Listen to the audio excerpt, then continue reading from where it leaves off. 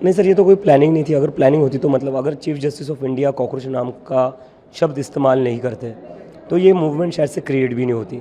तो अगर आप कहते हैं कि प्लानिंग हो सकती थी तो ऐसा तो नहीं कि मैंने चीफ जस्टिस ऑफ इंडिया को जाकर बोला कि आप कॉकरोच नाम का शब्द इस्तेमाल करिए।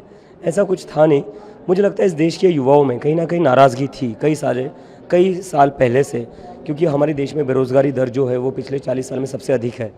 और देखा है हमने कि कैसे पिछले कई सालों से इस देश में ऐसी एक भी सरकारी परीक्षा नहीं बची हुई है जहाँ पर पेपर लीक नहीं हो रहा है, और जहाँ पर पेपर हो भी जाता है तो रिज़ल्ट आने में 1-2 साल लग जाते हैं। तब तक इस देश का युवा करेगा क्या? तो मुझे लगता है इन सभी चीज़ों को लेकर जो नाराज़गी थी, कॉकरोच जनता पार्टी के माध्यम से वो नाराज़गी बाहर आ रही है, और इसीलिए इतने सारे लाखों करोड़ों युवा हमारे साथ जुड़ रहे हैं। अमेरिका में बैठ के प्लानिंग करी या हिंदुस्तान में प्लानिंग की? नहीं सर, मैं तो जॉब्स के लिए अप्लाई करा था, कोई प्लानिंग तो थी नहीं। मैंने तो खाली एक तंज किया था कि क्या हो अगर इस देश के सारे कॉकरोच एक साथ आ जाए, क्योंकि हमारे जो चीफ जस्टिस ऑफ इंडिया है उन्होंने कहा था कि जो लोग बेरोज़गार है, जो लोग आलसी है और जो लोग बस सिस्टम को क्रिटिसाइज़ करते हैं वो लोग कॉकरोच और पैरासाइट जैसे हैं। तो मैंने तो बस तंज कसा था कि क्या हो अगर इस देश के सारे कॉकरोचेस एक साथ आ जाए जो आलसी है, बेरोज़गार है। तो मुझे लगता है कहीं ना कहीं इस देश के युवाओं को वो तंज पसंद आया और उसकी वजह से वो लोग एक साथ जुड़े।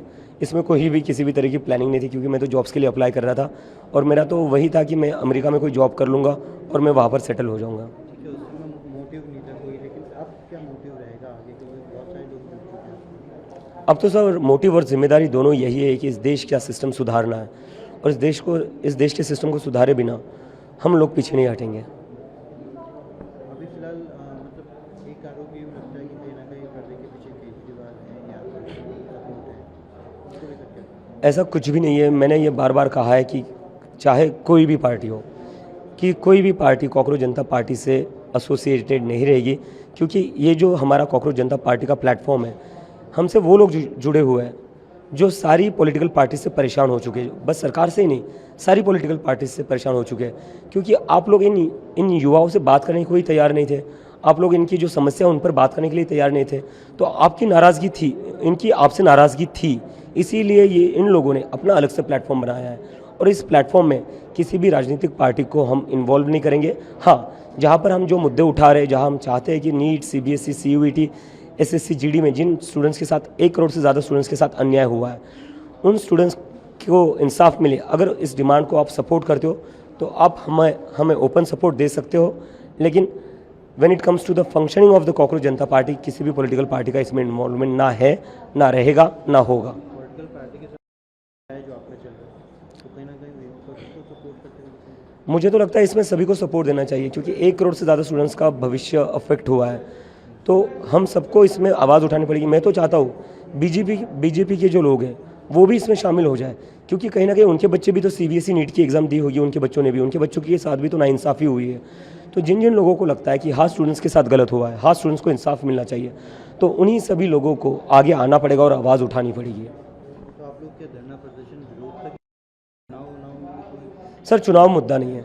चुनाव अभी इस देश के 1 करोड़ स्टूडेंट्स हैं जिनके साथ नाइंसाफ़ी हुई है, 6 बच्चों ने सुसाइड करी है, उनके परिवारों को इंसाफ दिलाना है, उनके परिवारों को न्याय दिलाना है, और कहीं ना कहीं इस देश में अकाउंटेबिलिटी फिक्स करनी है। क्या फ़ायदा है चुनाव का अगर जिन लोगों को हम चुनकर भेजें उसके 5 साल तक वो हमारी बात ही ना सुने? क्या फ़ायदा है ऐसे चुनाव का कि मंत्री गलतियों पर गलतियाँ करे, और जब उससे कोई सवाल पूछा जाए, जब उसको बोला जाए कि इस्तीफ़ा दे दो, आपकी वजह से बच्चे सुसाइड कर रहे हैं, फिर भी वो मंत्री अपनी कुर्सी से चिपका हुआ है। तो ऐसे चुनाव का तो कोई मतलब ही नहीं है। पहले अकाउंटेबिलिटी फिक्स करनी पड़ेगी। चुनाव और डेमोक्रेसी अकाउंटेबिलिटी से चलते हैं। अगर अकाउंटेबिलिटी नहीं है तो डेमोक्रेसी का क्या मतलब रहा? फिर भी अभी राहुल गांधी से या फिर ममता जी से या फिर बहुत सारे नेता हैं, जैसे कोई महात्मा गांधी, डॉक्टर अंबेडकर, पंडित जवाहरलाल नेहरू, भगत सिंह, सुभाष चंद्र बोस, इन लोगों से मैं प्रभावित हूँ। फिलहाल आप किस चीज़ की मांग करें, क्योंकि दिल्ली में आप प्रदर्शन करके आए हैं, आज जयपुर में हैं? धर्मेंद्र प्रधान जी का इस्तीफ़ा हमारी वो एक मांग है। हमारी वो मांग के बाद ही हम अपेक्षा कर सकते हैं कि इस देश के एजुकेशन सिस्टम को सुधारा जा सकता है।